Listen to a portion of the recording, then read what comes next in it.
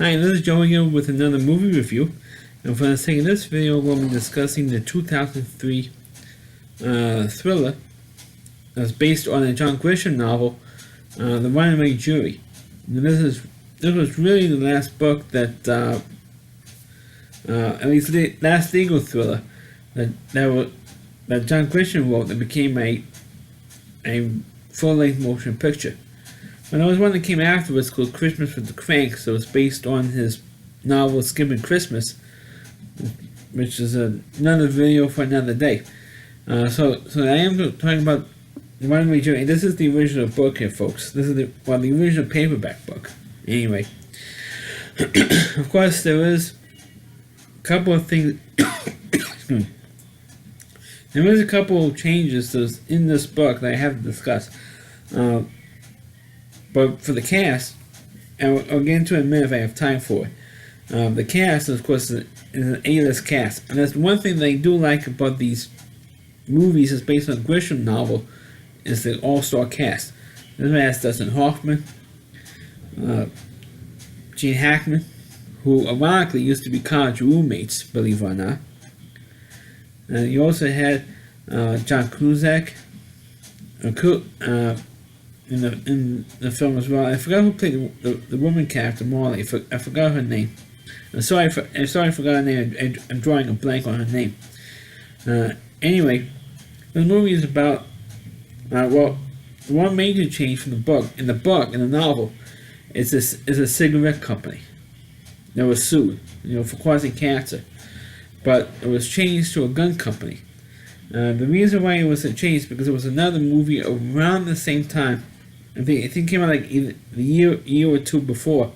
Runaway Jury came out and dealt with the same subject.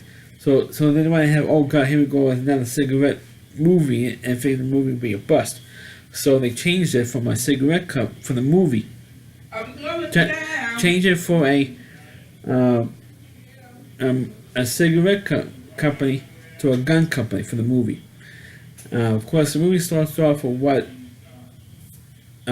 started the lawsuit, and it was a shootout at a financial company, and one of the people killed was Dylan McDermott from the television show The Practice.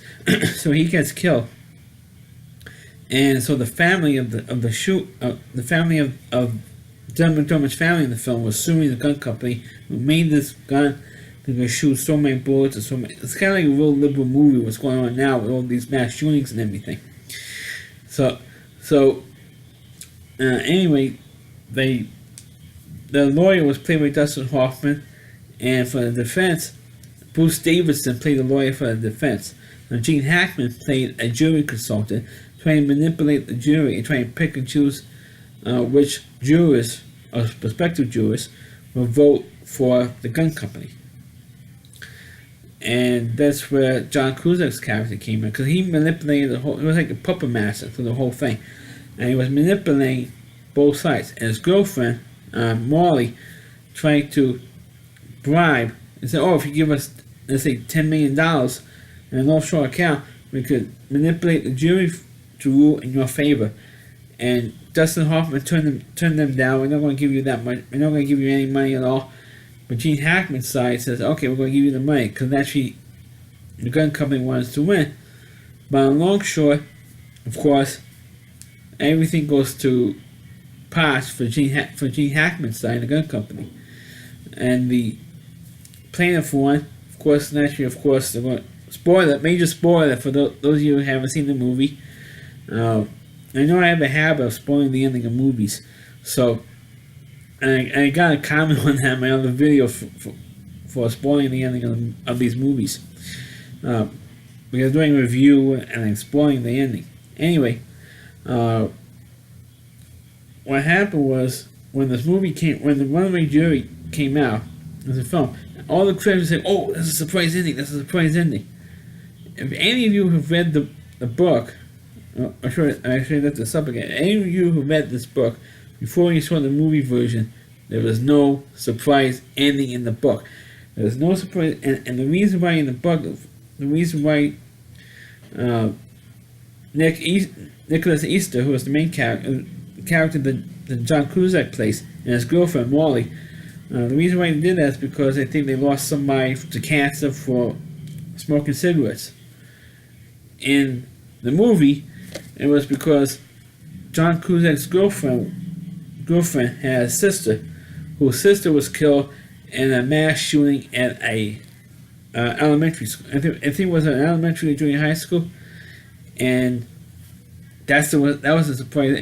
And to do that, that's why they conspired to fix this trial, or get this trial fixed, so that they could rule against the gun companies.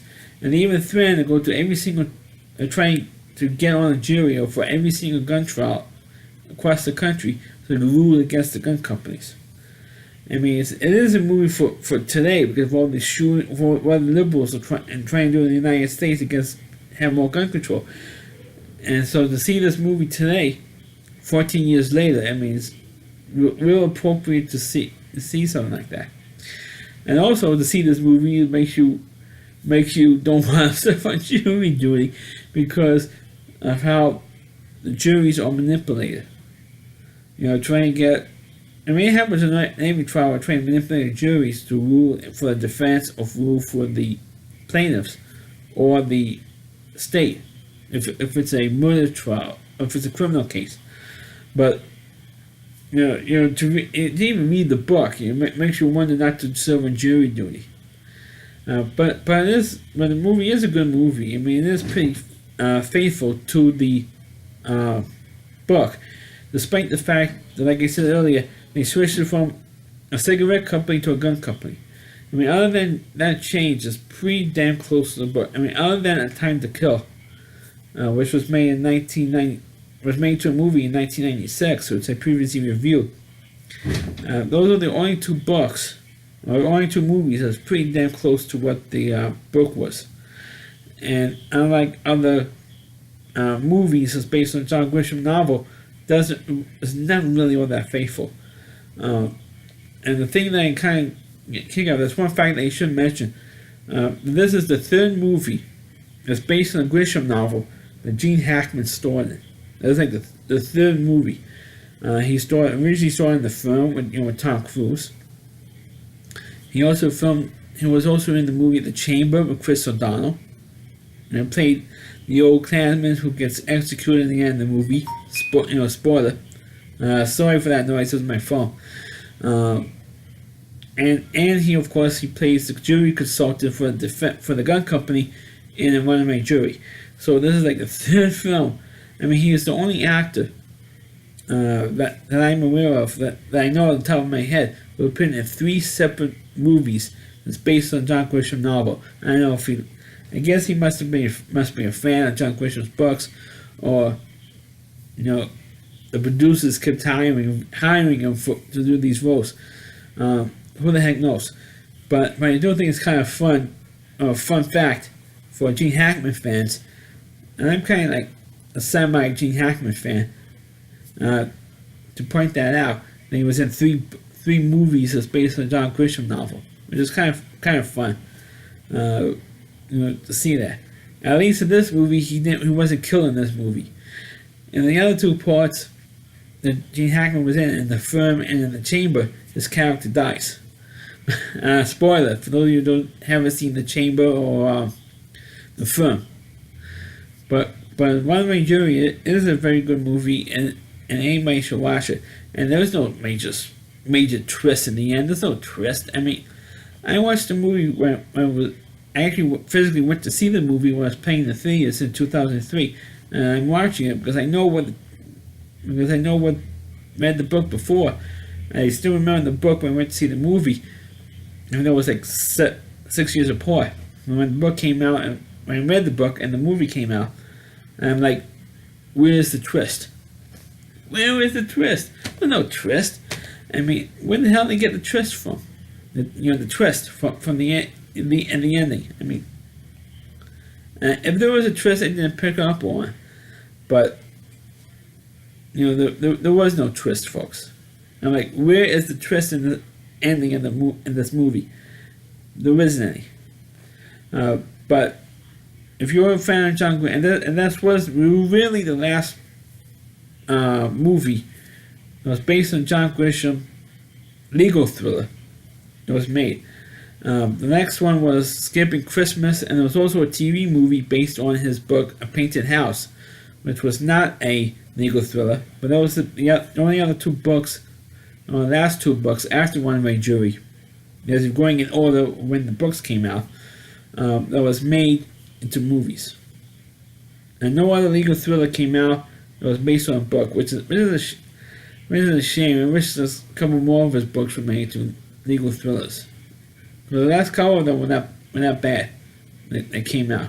So that's a review of the Runaway Jury. Like I said, this is the book. I know I have the DVD to show you, and I used to show the DVDs on here. But this is, the book version. And so read the book before you see the movie, so you won't be surprised at the so-called twist in this thing. So that's my review of the Runaway Jury. Please click on the video, please rate it. Feel free to comment on it. Please subscribe to my channel, and please forward this video onto your Facebook pages. You can check out all my reviews and on my YouTube channel at rallyc.com. It's all WDY, and that's C.com. It's the homepage of our reviewer, Christine Moore, and please check out all of his videos on his website as well. Thank you for watching, and catch you next time.